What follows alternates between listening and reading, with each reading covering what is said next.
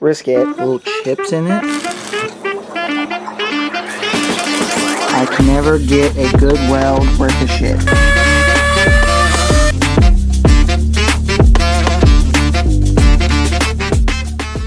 Hey all my critters, how y'all doing? Welcome back to your critter cage and welcome back to a new episode. In this episode, we're going to be kicking a little bit old school, going back to the roots of the channel and what I started it with. And we're going to be setting up a new aquarium. This is a 15-gallon aquarium. So let me go ahead and take you guys off the tripod and we'll talk more about what we're going to be doing.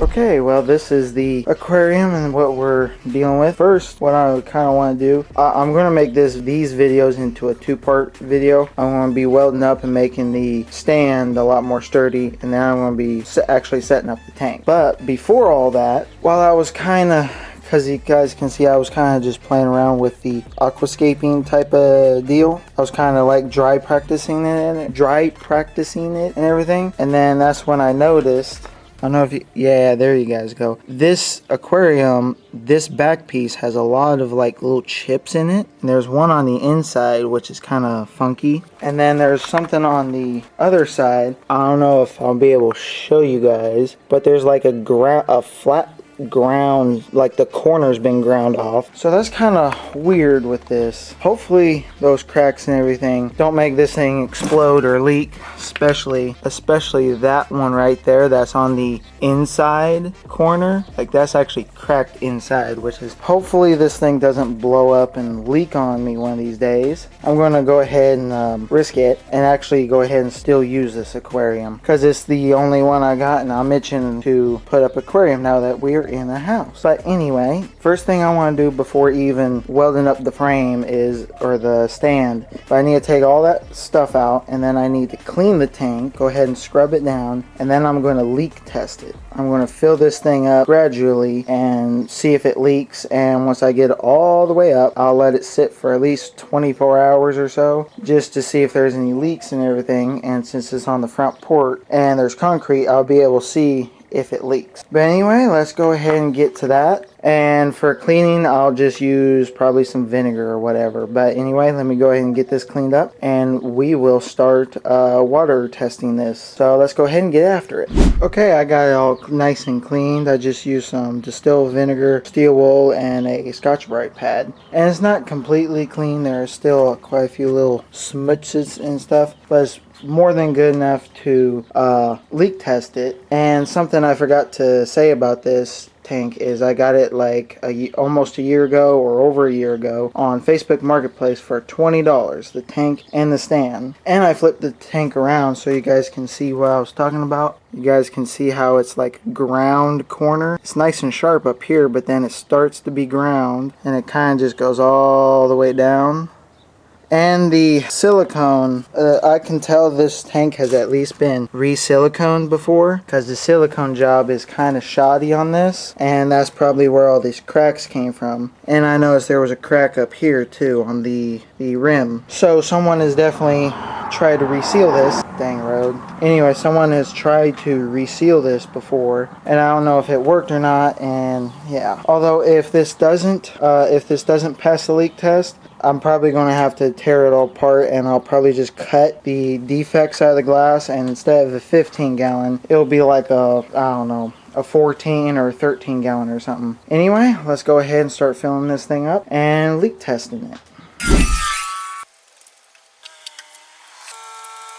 Well, I got done filling this thing up, but it took 4 of those 5-gallon buckets to fill this thing to the tippy top. So I think this thing's actually a 20-gallon. I don't know, I didn't fill those first 2 buckets up all the way, but I was able to put a whole nother 5 gallons on top of it. So this is either like an 18-gallon or a 20-gallon. But anyway, this is it's filled up, so it's ready to sit for at least 24 hours, maybe a little bit longer. So yeah, let's go ahead and let this thing sit. Since it's on the concrete, and the black iron stand will also show me if there's any kind of water leaking anywhere. Anyway, let's go ahead and let this thing sit for a while.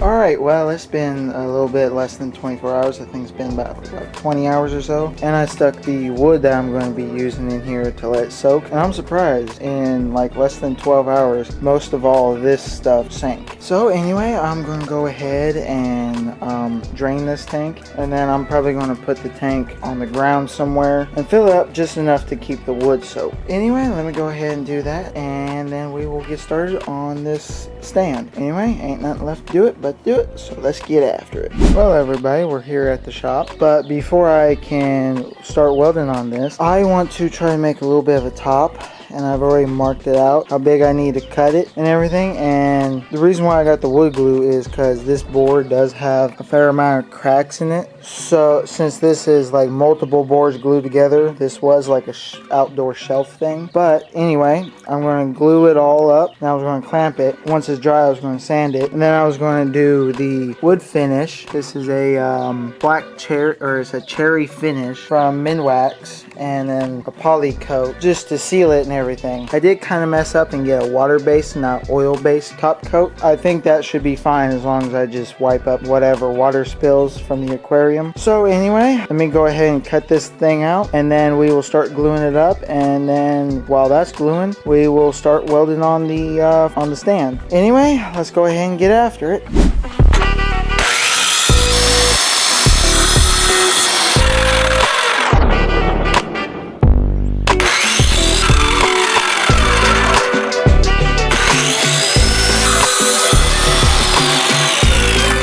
Alright, well, the top is done shaped and everything. I went ahead and even took the hand planers and planed all the edges and everything. Make sure they were nice and smooth and flat. Anyway, the next step I'm going to be doing is I want to try to get it wet so that way I can get the wood glue to get into the cracks more. And I'll probably mix up a little bit thinner wood glue to try to penetrate the grain some more. Let me go ahead and do that, and then I will pick back up with you guys when I'm ready to start welding on that stand. Anyway, ain't nothing to do it but to do it, so let's get after it.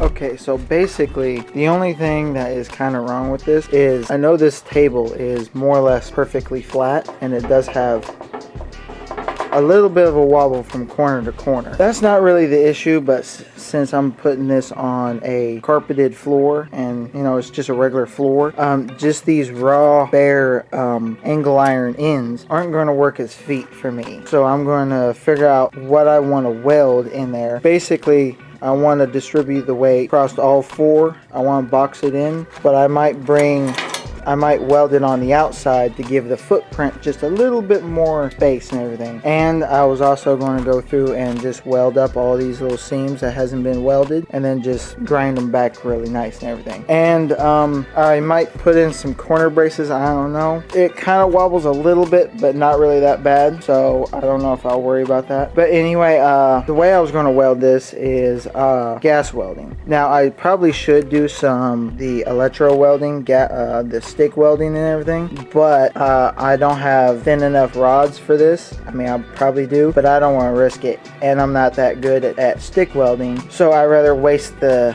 acetylene and gas weld torch weld this. And that's going to be the way I'm going to do it, and I haven't done that on the channel yet, so I might as well go ahead and show it off. And since this is going to be in my room, I kind of want the welds to look kind of nice instead of all nasty like with the stick welder. So anyway, let me go ahead and let's get started on this. Let me drag out all the equipment I need, and we'll set you guys up, and then I'll probably show you a couple welds to show you what I'm talking about. But then yeah, so let's go ahead and get after it. Okay, I'm going to show you guys some of the reasons why I like gas welding. One of them is I don't really have to worry about how clean the metal is, because since it's a gas torch, it'll just blow the the slag away anyway. It'll just melt the whole metal anyway. Anyway, I'll get my torch started, and then I'll show you guys a fusion weld, and I'll try to use minimum to almost no filler rod if I can. That's another reason why I like it. Anyway, let me start my torch and we will get started. Got a nice flame going. I'll try just a plain old fusion weld at first. Weld up, heat up the area. Okay, let's start welding. Let's see if I got the right size tip for this metal.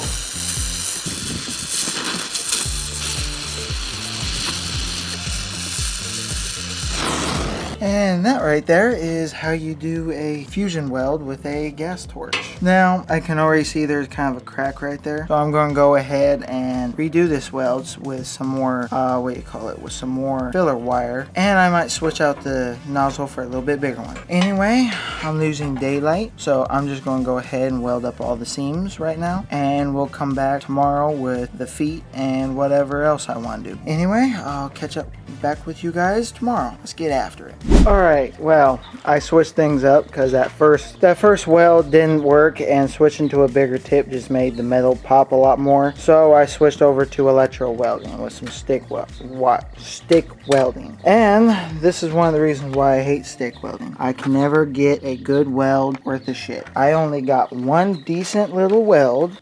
That's the only decent weld I have done on the entire bottom section. So yeah, there's going to be a whole lot of grinding because I don't want all these freaking weld boogers being painted in my room. So let me go ahead and do a quick montage of me trying to weld up the top side. And since I got a little practice doing the bottom side, I will try my best to make things as neat as possible on the top side. Anyway, after I get done welding the top side, I will figure out what I want to do for the feet or the base of this thing. Anyway, let's go ahead and get after that.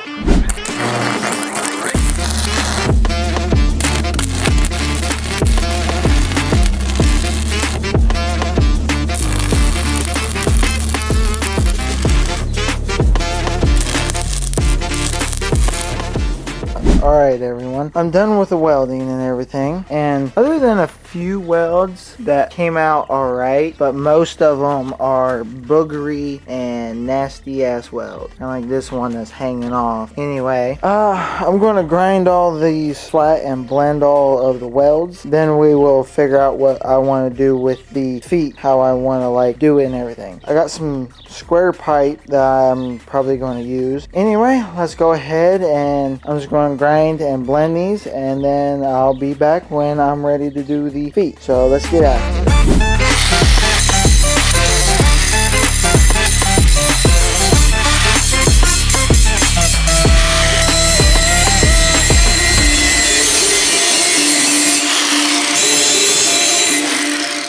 Alright, after a bunch of re-welding and re-grinding and one flex head broken and a lot of work, I am done welding. I don't even care how bad the welds look or how bad the grinds are. These two back corners right there and right there has been a absolute pain in the ass to try to weld and grind up. Anyway, I am done with that. Basically the only thing I need to do is the feet. I need to do the feet, and I want to flap disc. I want to sand most of the legs off before I put the legs on, or put the feet on there, because when I put the feet on there, it's going to be pretty hard to sand it and get all this, I think, powder coat off. Let me get these small legs sanded and flap disc and everything else, and then we'll get ready to weld up the bottom somehow. Anyway, let's get after it. Alright everybody, this is where we're at right now. I have gotten all the feet rails all sanded and welded, the two longer ones welded together. Now I need to weld the feet onto the actual stand itself. Now since this thing, it was warped before I even started welding on it, I got it warped. I think that corner and that corner was high. So what I'm going to do is I already put the same kind of washers on all four corners, just to lift the angle iron up off the carpet basically. And what that's also going to do is, now that I got it all nice and clamped down nice and tight, all the legs should be at the exact same height for me to weld on these square pipes onto the feet. And that should, clamping it down and then welding it should help try to straighten out some of the unevenness maybe, but it shouldn't really matter since there's probably going to be over 200 pounds when the tank's on it and filled, so any warpness will be untweaked with the weight of the tank. Anyway, I am going to tack these legs on, or these feet on, and then tomorrow we will go ahead and burn them in since it is late afternoon and the sun's going down. Anyway, let me tack these in and then we'll be back tomorrow.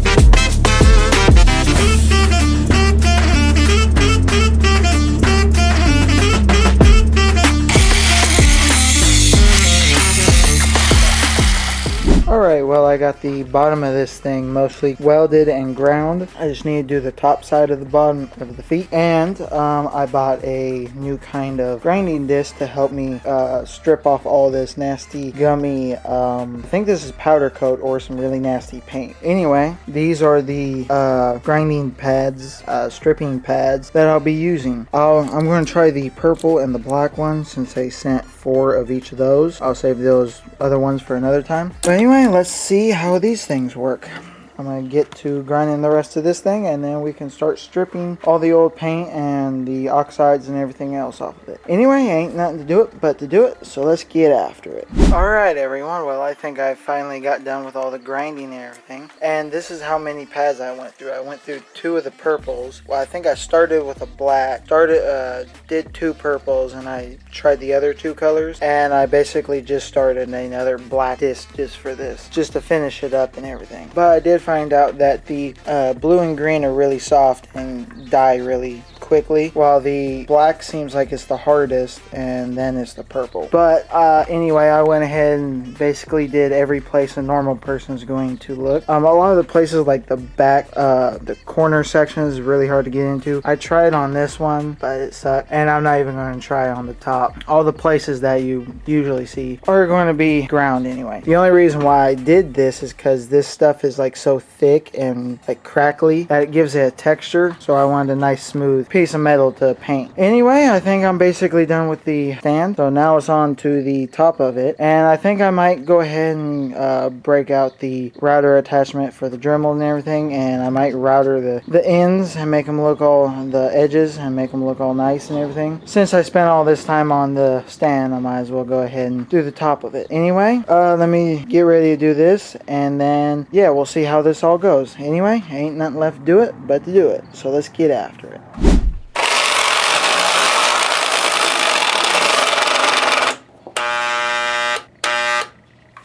I forgot this thing broke the last time I used it. Worked for a second, but then it died. Well, time to hand sand. I might use this as a hand sanding block. Anyway, I guess let's get after it.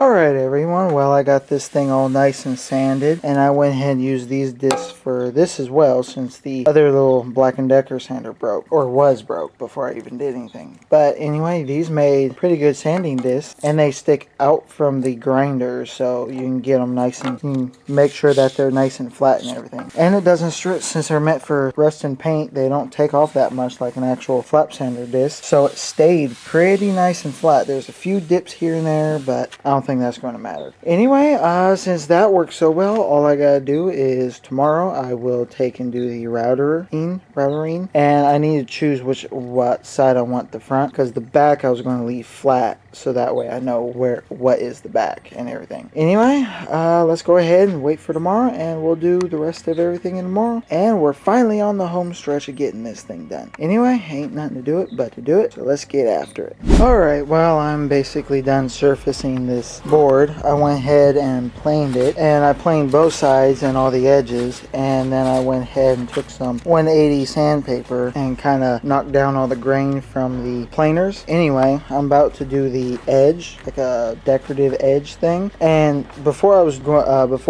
doing that, I was wanting to do something where I could like attach this to the actual stand, and at first I was thinking of like countersinking some nuts or some bolts into it and then bolting it to the stand, but then I thought that'd be a little bit too much work, and then I thought of like making or gluing on and like screwing on some little pieces of wood on the bottom side, some little triangle braces with a screw in it so I can tension everything and like grab the stand. But all that's probably going to be a little too much and too hard to do, and I'm trying to keep this simple since I already spent over a week on the stand welding and grinding and re-welding and all that. So yeah, I'm going to keep the tabletop, or not tabletop, the stand top simple, and I'm just going to place it on the stand, and I'll just have to measure it, make sure it's all equal and everything. And after I get done doing the edges, which I'll show you the bits I'm going to use, but to like center the tank on this, I was wanting to like take the footprint measurements of the tank and taking like one of these other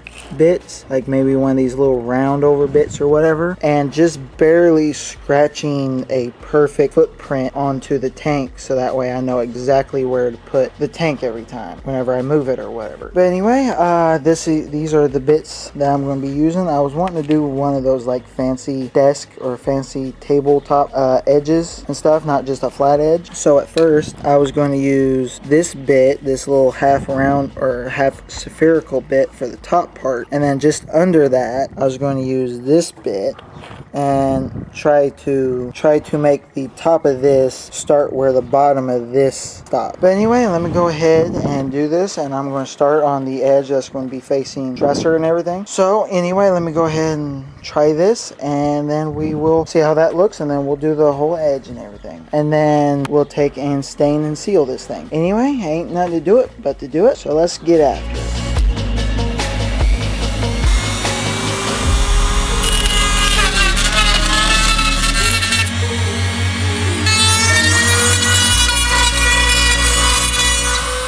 Yeah, I don't know if I really like this edge. I should have done it the other way around. I should have done this one on top and then this more rounder one down here. So what I'm going to do is I'm going to plane this off. I'm going to take it back to flat edge. I'm fine with losing what, like 1/4 inch or so. So I'm going to just plane it off, and I'm going to do the same thing but opposite, and we'll see how that looks, and I'll bring you back if I like it. Okay, this is the same thing but opposite of last time. I don't know, I don't like it but I don't love it either, but these are the only two router bits that I got for decorative edges. So I'll just go ahead and roll with this, and I'll see how it goes. Besides, one of these days I'll probably change it up anyway. But yeah, this is what I'm going to go for now. And this little bottom flat edge, I'm going to go ahead and leave it alone, just hand it flat. But yeah, that's what the edges are going to be like. So let me go ahead and do that, and I'll get right back to you. Alright, well, this thing is more or less done. I got the edges all done, although I did have quite a few little mess ups, little uh-ohs on it, and some tear out here on the front, some pretty bad tear out, but screw it, I'm done trying to make this thing perfect. Anyway, next thing I'm going to do is I'm going to measure out the exact place where the tank is going to be, and then I will just take and like scratch out an outline for exactly where it's supposed to be. Anyway, let's go ahead and get after that.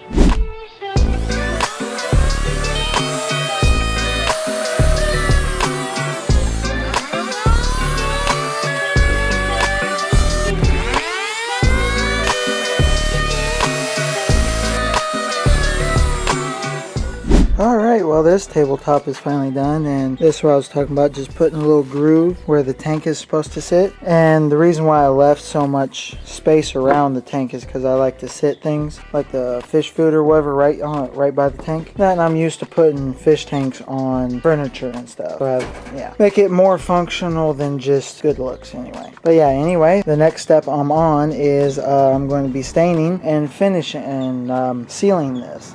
Now, I'm not exactly sure how I'm going to do all this, but let me clean up the table real quick, and I got a little bit of an idea to raise up the board so I can do both sides and stuff. Anyway, let me get it all set up, and we'll be right back.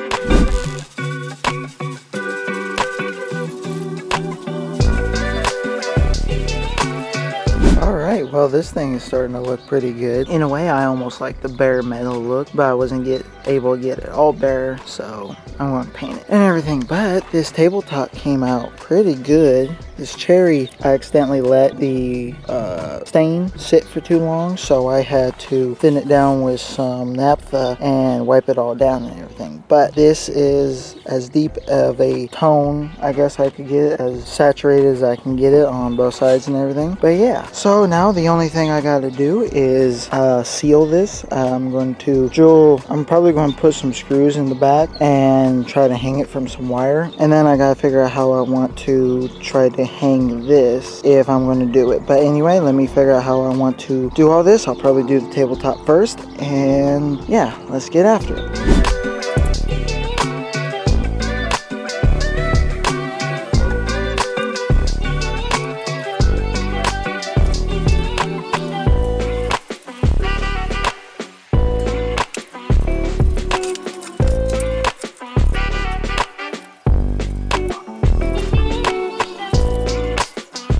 Okay, dare I say this thing is finished, and I think it's looking pretty good. There is a fair amount of defects or issues with it. The main one, especially with the top, is right there where my router kind of dug in and everything. And then this top edge, this complete way, basically splintered really bad. So this tabletop is not perfect by any means. I didn't get the clear coat that great, but at least it's nice and flat, and it looks fairly good. The wood stain, this is about as saturated as I could possibly get it. I don't know, it's not bad, especially considering I think this is some sort of like pine, like yellow pine or something. So the raw wood was a lot more yellowy and everything. It ain't too bad. And I got the stand done and painted, but as you guys can see, it's not perfect by any means either. There's a few spots, I think in here somewhere, yeah, right in there. I kind of missed the paint a little bit. I was running out of black, and the bare metal's still kind of showing, but at least I got this thing completely clear coated, even the bare metal. And on all the bottom sides, I wasn't able to paint, but I did get that clear coated. So yeah, this thing definitely needs to be repainted one of these days when I'm more prepared and everything, especially since I'm done all the grinding. I can do painting different day. But anyway, there is some overspray of the green onto all the rest of the black, and there's a few green splatters here and there. But since, I don't know if you can tell on camera, but since there's just the tiniest overspray, just the tiniest dusting of green on top of the black, it almost brings the black and green together. And how I had some bleed through, the reason why I painted these green is because I kind of remind me of like leaves or vines and everything, so I went with like a leafy green. And since I had some bleed out on both sides, it kind of almost makes it look more natural and everything, having more bleed out and everything. But anyway, that's enough of me justifying the imperfections of this, and I think we're finally done with it, and I can go ahead and put it in my room. So let's go ahead and install this into where I'm going to go ahead and put it in my room. So let's get after it.